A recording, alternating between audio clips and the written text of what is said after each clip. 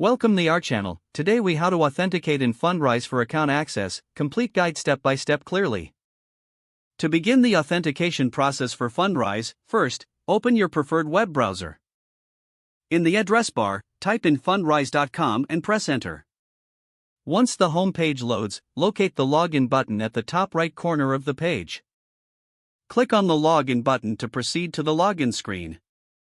Here, you will find fields to enter your email and password. If you already have an account, enter your registered email address in the first field. Next, type your password in the second field.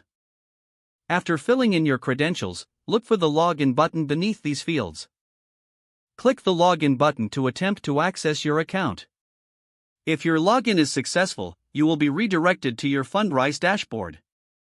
In case you forget your password, click on the Forgot Password link below the password field.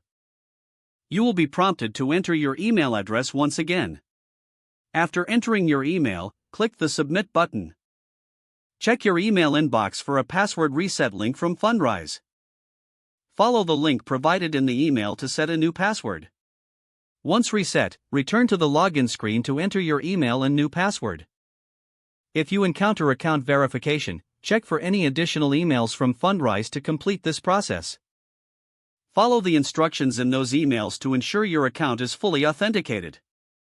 In cases of any issues during login, consider clearing your browser cache and cookies. If problems persist, reach out to Fundrise customer support for further assistance. By following these steps, you should be able to successfully authenticate and access your Fundrise account. If the page does not load, refresh the browser or try again in a private or incognito window. Make sure you are using the correct email address, then retype it carefully to avoid small typos.